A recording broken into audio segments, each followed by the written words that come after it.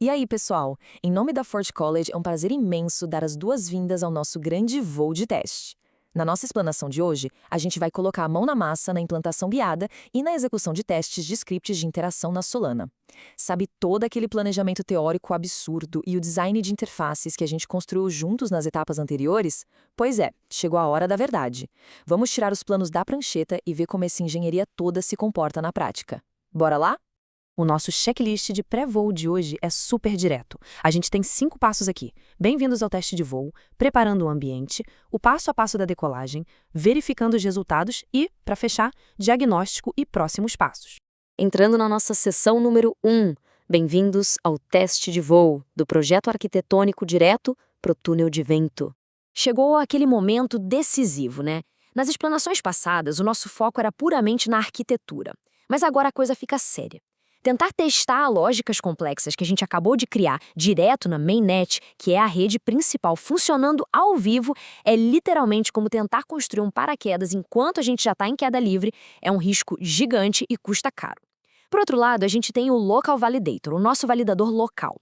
Ele funciona como um simulador de voo totalmente seguro e isolado. É um ambiente perfeito para refinar nossa arquitetura sem nenhuma pressão financeira e totalmente à prova de riscos.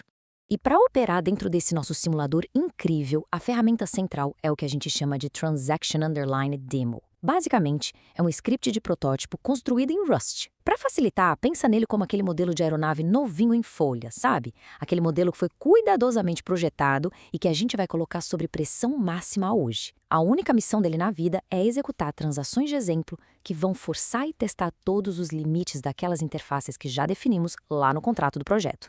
O que nos leva à seção 2, preparando o ambiente, ou organizando as ferramentas no hangar. Olha só como em qualquer procedimento de engenharia super rigoroso, tentar decolar sem dar aquela checada no equipamento é pedir para ter dor de cabeça. A documentação é super clara e exige que todos os componentes estejam alinhados no nosso diretório. A gente tem 3 ferramentas cruciais aqui. A versão certa do Rust Toolchain, a interface de linha de comando da Solana, que é a famosa Solana CLI, e a Anchor CLI. E junto com as ferramentas, a gente tem os artefatos de código, que são vitais para a operação. O nosso arquivo mestre main.s, o esquema do contrato no interfaces.s, o plano de voo tático, que é o deploy_plan.md, e, claro, uma pasta isolada só para as chaves, a nossa pastinha Keepers. Tudo tem que estar organizado milimetricamente. Agora sim, seção 3, decolagem, o passo a passo, iniciando a sequência de lançamento. Com as chaves no lugar e as ferramentas prontas, a energia começa a fluir pelo sistema. Fala a verdade, nada substitui a sensação de digitar os comandos certos no terminal e ver a lógica rodando redondinha. A nossa sequência de decolagem depende de 4 passos super conectados. Passo número 1. A gente dispara o comando Solana Test Validator com a flag Reset. Isso garante que o simulador inicie do zero, bem limpo. Passo 2. A gente roda o Anchor Build seguido do Deploy para construir os artefatos e mandar a estrutura lá para o validador. Passo 3 é a hora de usar o Cargo Run com o nosso Transaction Demo para finalmente dar vida ao script em Rust. E para coroar tudo, o passo 4. A gente abre um terminal paralelo e roda Solana Logs para monitorar a telemetria, os batimentos cardíacos da nossa rede enquanto os dados circulam. É simplesmente sensacional.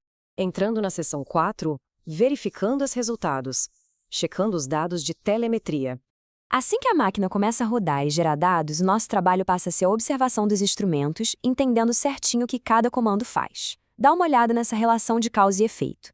O Solana Test Validator prepara o terreno, deixando a rede local em um estado zerado e pronto para uso. O Anchor Build processa o binário e também revela a identidade pública do nosso programa, o famoso Program ID, que é uma informação extremamente sensível. Aí o Cargo Run, rodando lá no cliente, produz de fato os logs de transação vitais para a gente entender a operação. Enquanto isso, o comando Solana Logs funciona como uma grande rede. Ele pega todo esse tráfego invisível e transforma em registros de texto compreensíveis. Entender essas engrenagens desmistifica completamente aquele fluxo que parecia super complexo na Solana. E aí a gente chega no prêmio máximo. O grande momento de validação é quando aparece no terminal a mensagem Confirmed Signature, acompanhada por aquela série de caracteres. Esse textinho maravilhoso é a prova cabal de que o nosso cliente em Rust empacotou os dados direitinho, mandou pela rede e a infraestrutura da Solana não só recebeu, mas confirmou tudo sem nenhum problema. É uma frase curta, mas que carrega um peso enorme para a gente. Mas claro, a nossa explanação não seria honesta se não tocasse na realidade do dia a dia. E se a assinatura falhar logo de cara? A parte genial de trabalhar com testes bem estruturados é que alertas do tipo conta não encontrada ou IDs desalinhados não são uma tragédia. Muito pelo contrário, quando um erro fatal no terminal impede a geração dessa assinatura, a gente comemora um grande sucesso investigativo. Significa que a gente conseguiu prender a falha no simulador, sem dar a menor chance disso vazar e criar uma catástrofe lá na rede principal em produção. O que nos leva à nossa última sessão: diagnóstico e próximos passos, preparando a próxima fase. Toda essa nossa aventura tática serve para a gente fixar 3 princípios básicos que são verdadeiros pilares para o desenvolvimento. Princípio número 1. A nossa rede local, a LocalNet, é a fonte da verdade absoluta. Deu alguma diferença? O lugar para investigar e resolver é lá, localmente. Princípio número 2. As definições de interface são o nosso contrato inquebrável, tá? E o terceiro princípio, super prático. Colete sempre o mínimo de artefatos. Salvar os logs cruciais, focar nas saídas exatas do terminal e guardar os registros das assinaturas quebradas garante que qualquer sessão de correção de bugs no futuro seja rápida e super focada. E para amarrar tudo, a gente deixa no ar essa provocação. O que essa assinatura vai revelar na próxima etapa? Por quê? Presta atenção. Os registros que a gente extraiu hoje não são só arquivo morto. Eles são literalmente o combustível para a nossa próxima fase, onde a gente vai focar em depurar códigos teimosos e otimizar processos de alto rendimento. Entender os padrões agora é o grande segredo para o sucesso lá na frente.